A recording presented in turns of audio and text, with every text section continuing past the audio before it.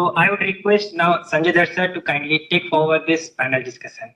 Sir, please. Thank you, Chandana, and it's my honor and privilege to be part of this panel, and it's a wish fulfilled for us. So thank you all the panelists for conceding to our request. Uh, just set the context because we are making our champions for it. These people out here are our champions. They have done great work in terms of journeys and competing at this games and even imbibing that into others. Uh, But they need to appreciate why we are going through so much pain to not only ensure that you complete FSB but also develop modules going forward. Just to get a larger picture, I'd like to request all my panelists, starting with Dr. Gaur, to share with us the larger context within which this thrust on digitalization and digital capacity building is taking place. We'd like to understand from you, ma'am, the government's position and the government's vision for digitalization and what they think are the key challenges or key drivers of taking the country forward. We see a lot of digital Bharat being discussed. So where do initiatives like ours fit into the larger picture? Thank you so much. First of all, congratulations everyone that you have onboarded yourself, which is fine. And I think it's the first step. And later on, also we see that you will be going through various courses as per your interest also. Sanjay ji, if I tell you that as far as the digital India is concerned, that's what we have been talking for last so many years. So the vision is that let it be a 4-year-old or a 84-year-old. At least they should be digitally fundamentally trained. Example, even they will be able to handle a smartphone. Once they'll be able to handle a smartphone, so the next thing becomes your UPI, your internet banking, and your various services which are available from Government of India nowadays, which you can do. I mean, let it be your electricity bill or any kind of payment. So everything can be done from this. So that is what I feel that is the vision, that it does not matter that what age group and what kind of profession you are in, but this is the basic digital literacy one should have. And now once we are talking about that we want to be Viksit Bharat by 2047, once we complete our 100 years of independence and we want to be developed nation, we are already the 5th developed economy and we foresee that within the next 2 years we'll be the 3rd developed economy. So definitely digital transformation is a very, very big factor which will drive this growth in the next few years in that sense. Also, it becomes very, very important because of two major reasons. That why we need to get into these courses, why we should get digitally enabled. Number one is that we are the most populous nation. Number two is that we are the most youngest nation. In that case, we say that we have a demographic dividend. So the average working age in India is 28 years old in that case. Whereas if we compare to, for example, Japan is almost 47 years. Same with Korea also. South Korea is also 47, 48 years. And a lot of other European countries and other nations in the world who are aging right now. So in that case, just imagine a situation that being the most populous nation and the most youngest nation. So if we don't work for next 2 decades, the situation will be worse. I mean, one thing is we take the advantage of this thing so that everybody can get a job and take the nation ahead. But second is if we don't upskill ourselves, if we don't give proper education to the current generation and the next generation, then it will be a total chaos if the unemployment will increase. So it becomes very, very important. That's why I said, let it be a 4-year-old or an 84-year-old. To give you some facts, in January, there are 2 major reports which came out. One was World Economic Forum, the Future of Work report, which came out. And they said that around 170 million new jobs will be created by 2030. As well as 92 million jobs will go away. This I'm telling you not the Indian perspective but the world perspective. Reason is this report says that every 4th employee in the world will be an Indian in next 10 to 15 years. Because once, I mean, we say that Prime Minister Modi also says that India has to become the skill capital for the world. So we don't have to see that how India is progressing in the coming years, but we have to see how world is progressing. Because the next generation people, even you also, you can find a lot of opportunities outside also. India. And that has to be filled as a nation from our side also. So I think it becomes very, very important. So the report says that around 1,040 million jobs which are there, they will involve. It does not matter which sector you are working, let it be tech or non-tech or manufacturing, but some part of technology will definitely will be involved in your jobs. Also, they say that the new technologies which will be affecting everybody's job is definitely artificial intelligence, big data analytics, network, cyber, and technological literacy. In any depends that what kind of job you have and how much effect it will have on your job in that case. Also, the other report which came is the QS World Skills Index. You might have seen in various news and social media also that in future of work, India has been ranked second in that case, 99.1 after US. And the future of work, I mean, there were four attributes on this index was taken. And in this, they say India is number two. Future of work says that the kind of manpower what we have in the country and how it is affecting our job transformation. So India has got a good rank. Second attribute is the academic readiness. In academic readiness, also India has scored 89 percent in that, which says that the industry aligned curriculum, the kind of academic infrastructure we have in the country, and how with the zeal we want to go ahead. So one thing, and where our role also comes in between, is the skill readiness. In skill readiness, India has got 59.1 marks. So 59.1 means we have to reach to at least to the other attributes what are there, and where we are lacking is the demand and supply skill gap. So we have to tell the people that see these are the kind of jobs which are coming, and this is the course what you are pursuing. Do you see a match in it? So if somebody says that I want to become a data entry operator, I want to become this, so maybe their jobs will not be there in the coming years. So that demand supply gap has to be seen, that what are the technologies where jobs will be coming. Second part in it is your that industry feedback. So industry have to give a regular feedback, and one important thing is that you have to be a lifelong learner in that case. So these are some of the attributes why industry is changing, and it becomes very, very important for everybody of us that we keep on upskilling ourselves in the digital transformation. Thank you, ma'am. I think it's a very, very interesting context to appreciate, not just from your current job perspective. What I could see was it doesn't matter which discipline you come from. Future skills are the skills that you will develop now. So I think that we will appreciate why this course is relevant for all people, irrespective of what your discipline is and why it's relevant for our organization. The other aspect that you mentioned was about that subtle gap between academic readiness and skill readiness. We are very high on the academic readiness, but we are not so high on the skill readiness, which again means that bridging that gap between theoretical knowledge and practical Is important. capability is important. And what the industry needs is practical abilities. So we have a very important role to play in that, because ultimately we are going forward for a lot of things on that. And the other aspect about the globalization of labor and every fourth employee going to be an Indian is both an opportunity and a challenge.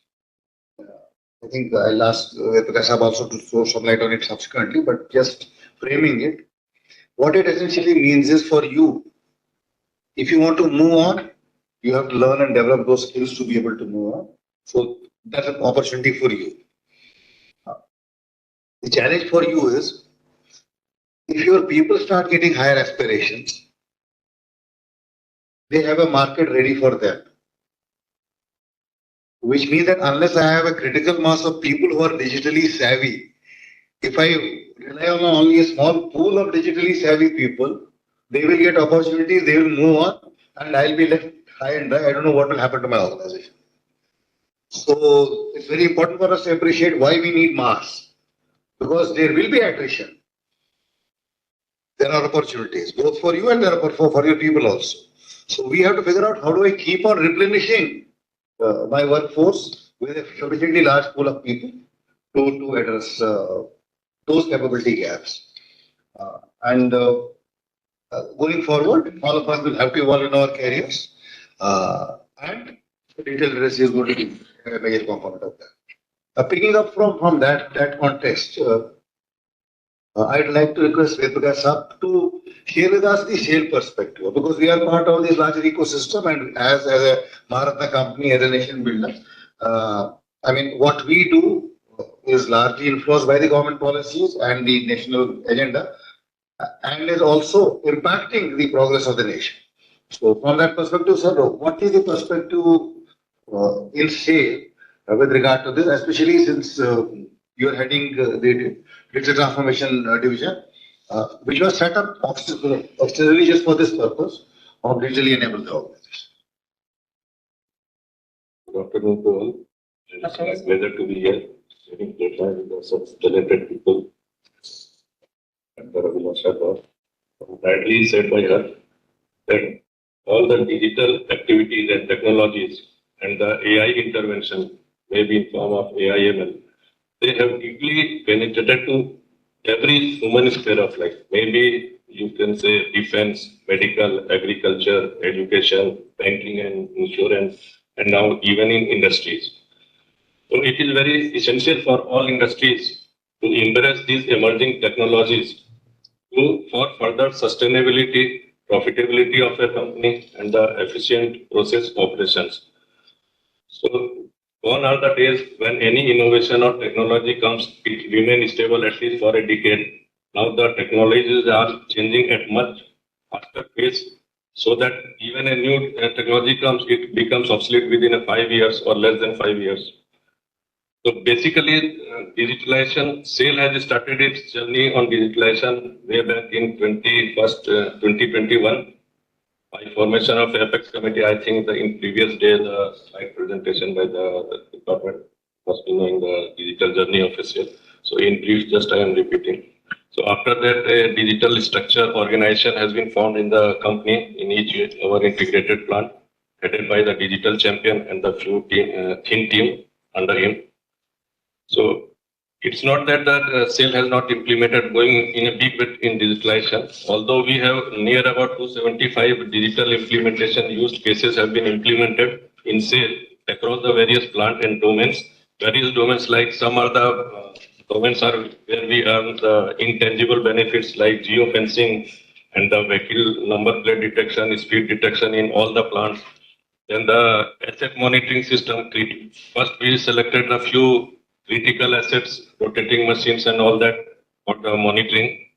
And now we are upscaling to cover the more equipment and to have the more reasonable analytics. Like now earlier it was just alert and alarms.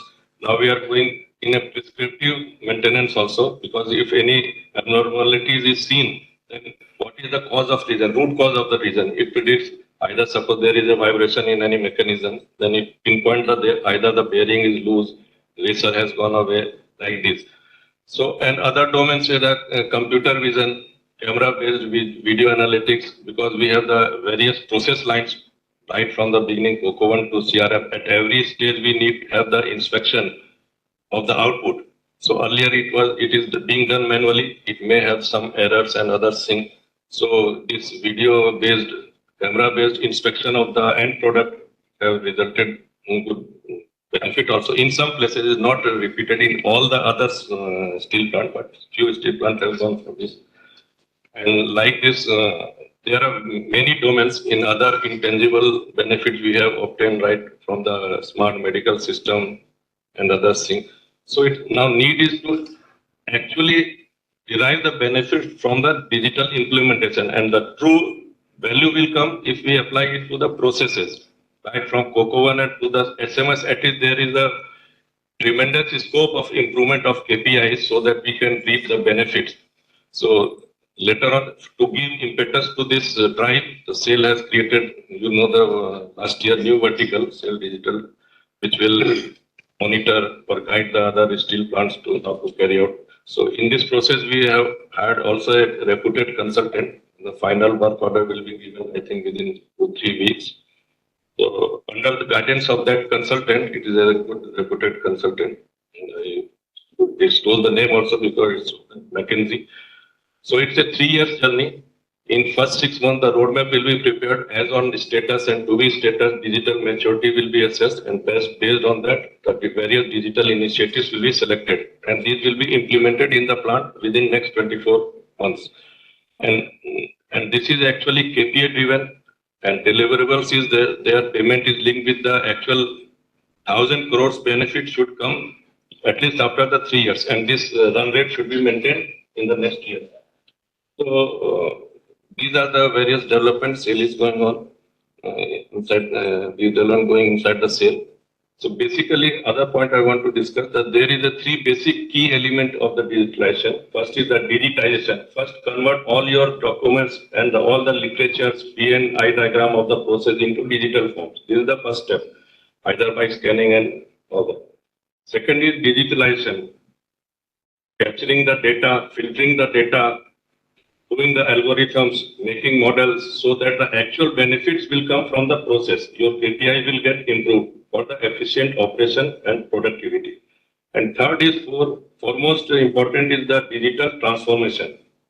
It generally consists of building a digital culture inside the organization, having a robust digital ecosystem inside. This is a big job, and everybody is to contribute in this drive. So these are the 3 basic elements, and this will come only through the learning and others, like having the visit to the innovation centers and other digital excellence centers. So these things are very necessary. And second thing is that whatever you learn, you give the impart knowledge to your other colleagues, juniors.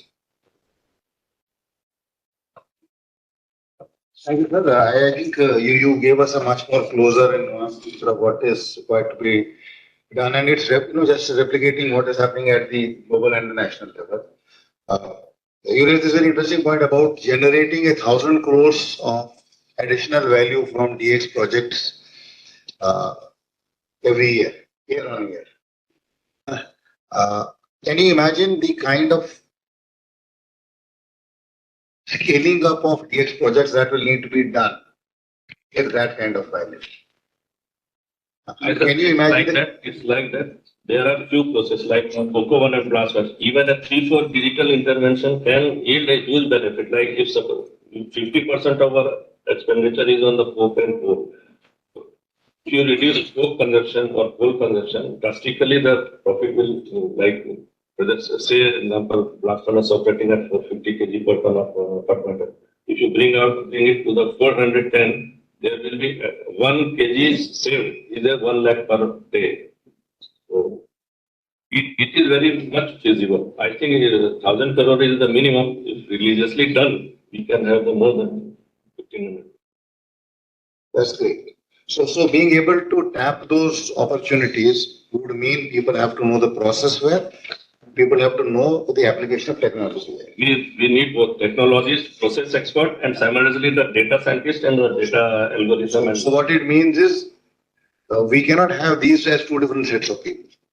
They have to be people in the context, which would mean that it is important for us that people from all fields are digitally savvy, because then they can tap, okay, this is my process, I know my process well, but I also know technology well enough to be able to tap that value. And then that is the kind of projects that we need.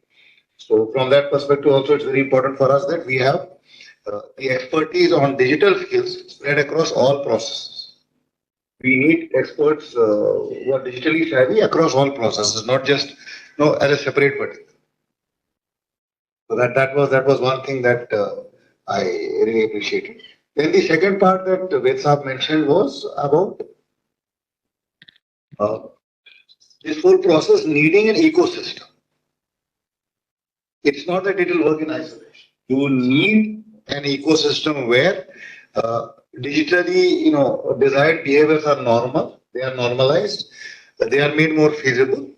All the systems and processes support that kind of thing. The capabilities support that kind of thing. So we need people who have the capabilities to do that. A behavior is normal only when I'm capable of doing it, otherwise it's difficult. So that's very important. And from that perspective also, a major campaign on digital literacy makes much more sense for us. And that's something that we are all working on. So, taking this question a little bit further deeper, and I'll ask Satape Saab. He wears many hats, but he can also give us a line manager's perspective because he is also a process owner. Uh, both in his earlier avatar as somebody from blast furnaces and electrical maintenance, and he's been handling that, but also in his current avatar as the head of safety. We have realized that when we are looking at the safety transformation, culture transformation, one of the major enablers is digitalization.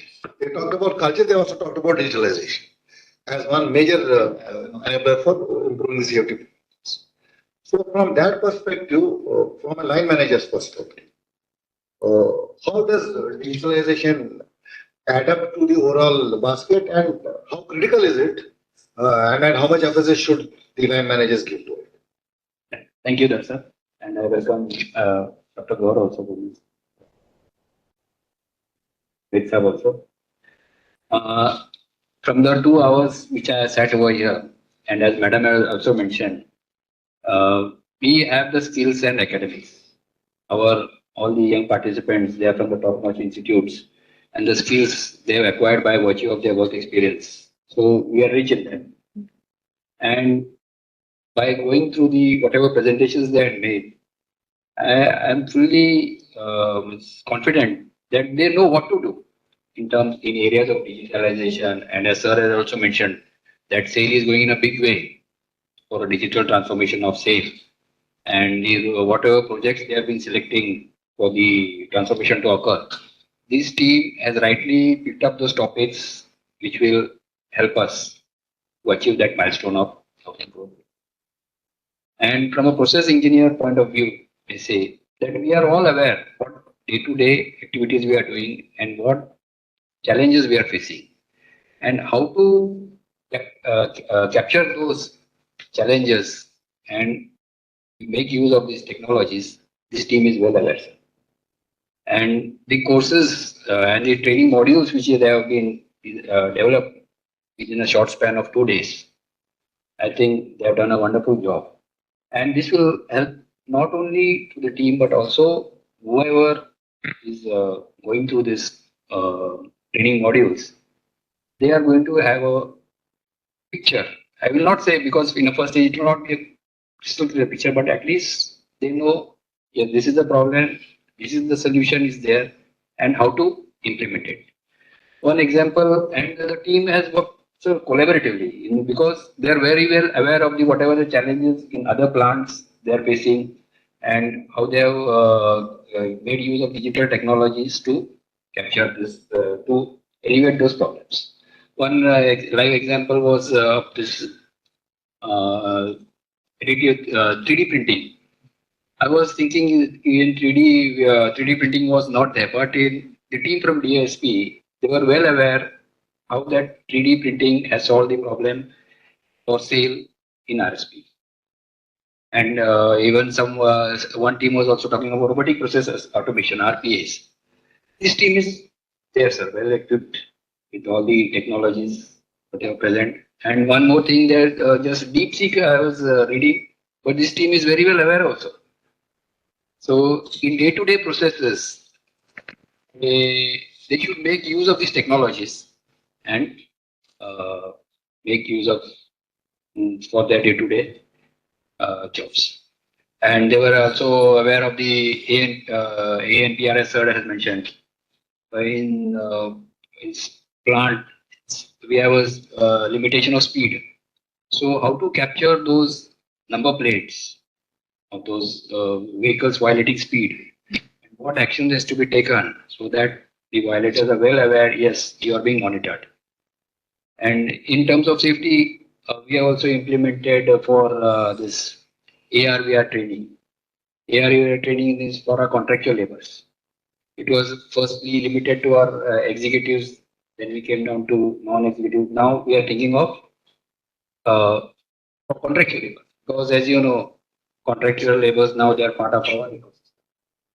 So training for them in areas of safety is also important, and we also making use of latest technologies.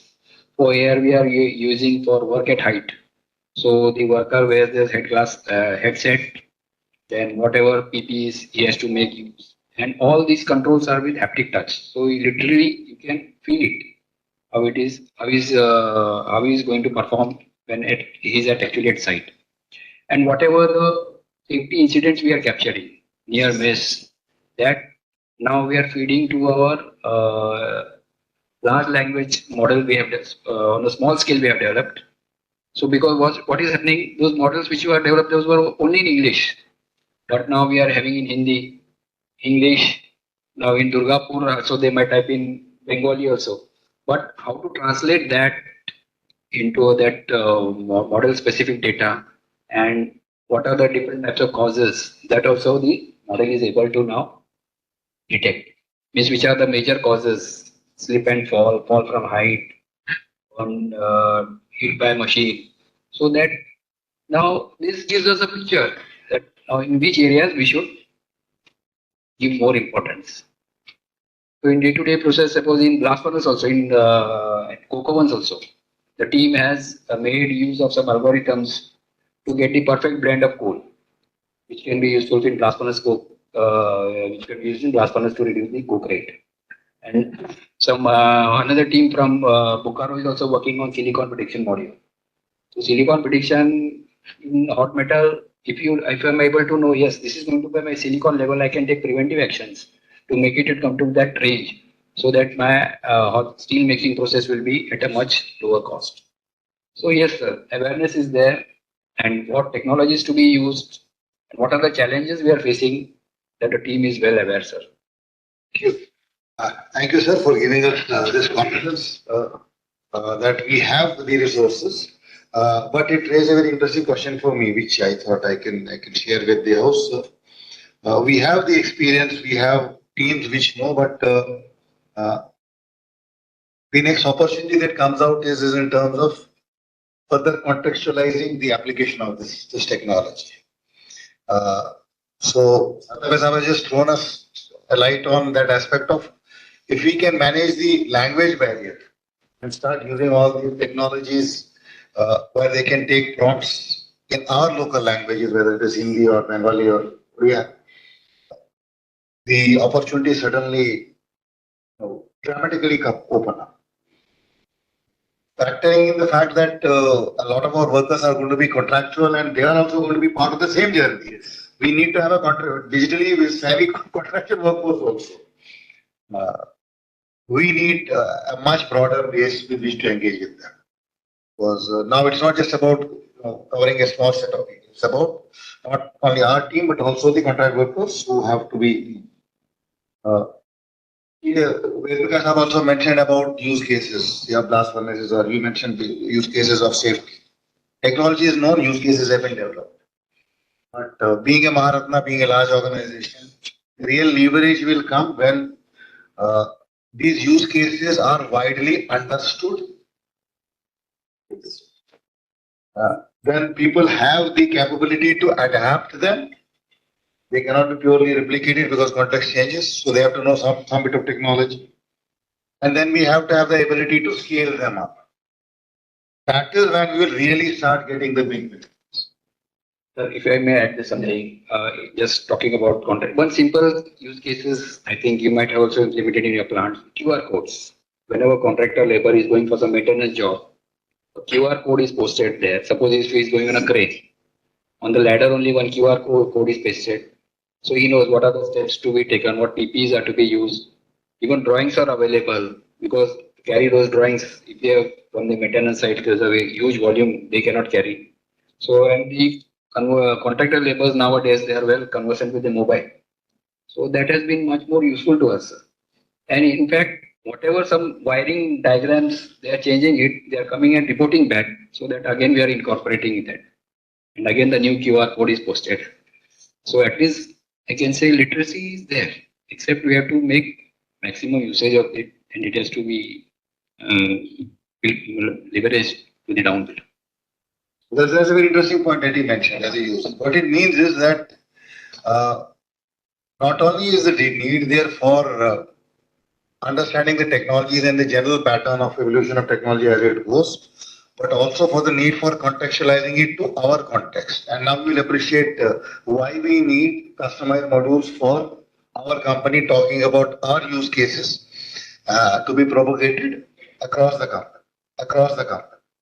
Because What is very helpful. Very helpful. that will come You have the in English, Hindi, both the work instruction and SMPs of any particular equipment in your hand.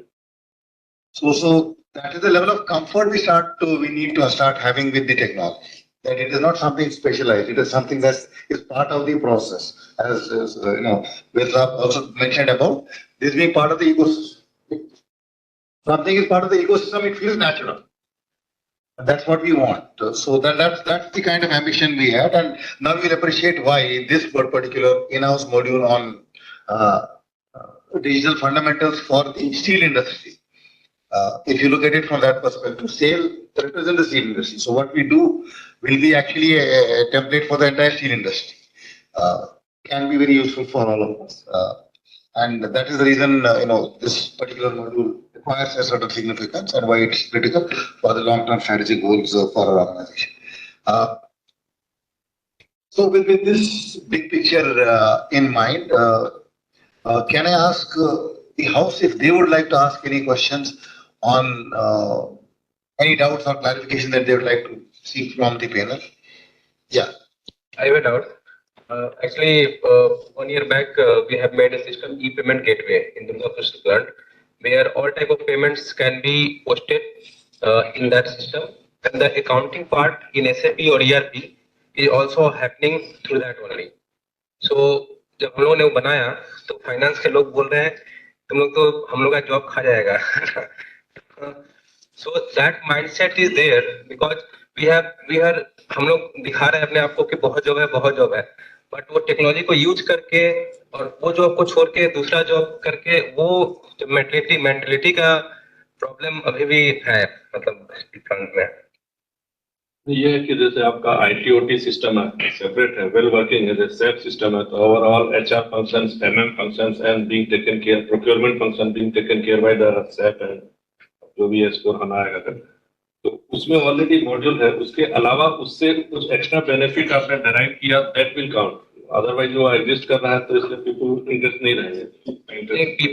क्योंकि people के पास क्या है कि वो काम जो है ना, बहुत लोग ऊपर काम पकड़ के उनका काम, वो काम अगर कर लेंगे तो फिर दूसरे, क्योंकि उनको वो वाला काम डिजिटल करके नेक्स्ट लेवल में they have to go, but वो थोड़ा सा कंजर्वेशन है वहां पर.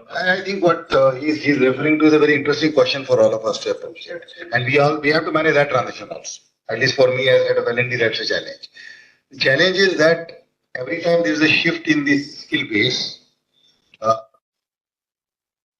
there will be some certain of uncertainty, there will be some insecurity that will get generated. We have to help people to manage that uncertainty by reskilling them to adapt to a new context. So when a finance guy says कि मेरा काम जा रहा है, my current job is going, we have to figure out a pathway for him कि तुम्हारी खटनी जा रही है. Yes. तुम्हारा काम नहीं जा रहा है, तुम्हारा काम बदल रहा है. So maybe the way it is positioned for them and the way they are made comfortable with the technology, because as long as I see the job taking away my task, I am more than happy. But along with the task, if it takes away my importance, that is when I get upset. But if I can figure out a way of making people still retain their importance while the task is taken away, then they are on board. So how do I do that? And that is where that analogy comes in, that ChatGPT and AI will not take away your job. ChatGPT is also one application of generative AI.